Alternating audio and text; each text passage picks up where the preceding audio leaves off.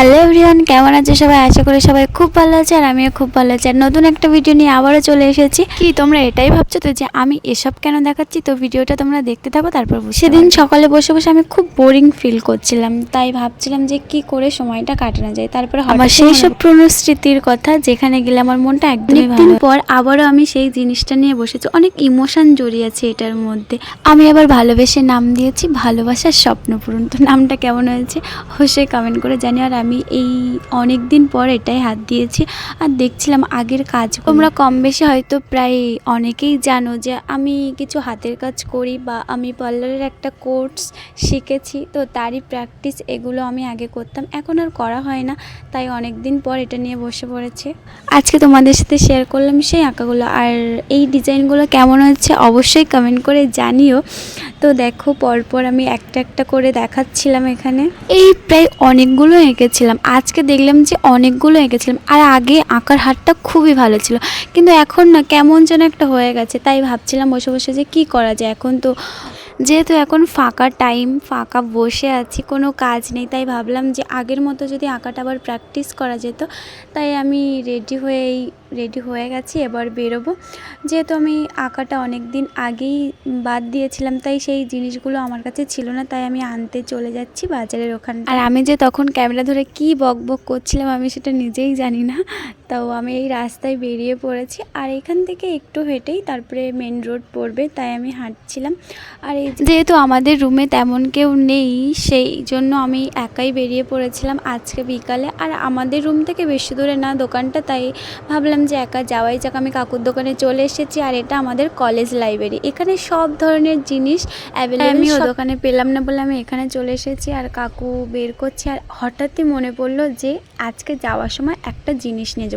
আর জিনিসটা কি নিয়ে যাব তোমরা অবশ্যই দেখতে পাবে ভিডিওতে। তো তোমরা ভিডিওটা দেখতে থাকো, আর স্কিপ করলে কিন্তু দেখতে পাবে না। তো আমি একটা হোয়াইট কালার একটা রেড কালার নিয়ে নিয়েছি, আর নেওয়া হয়ে গেছে। কাকুকে টাকাটা মিটিয়ে আমি বেরিয়ে পড়েছি।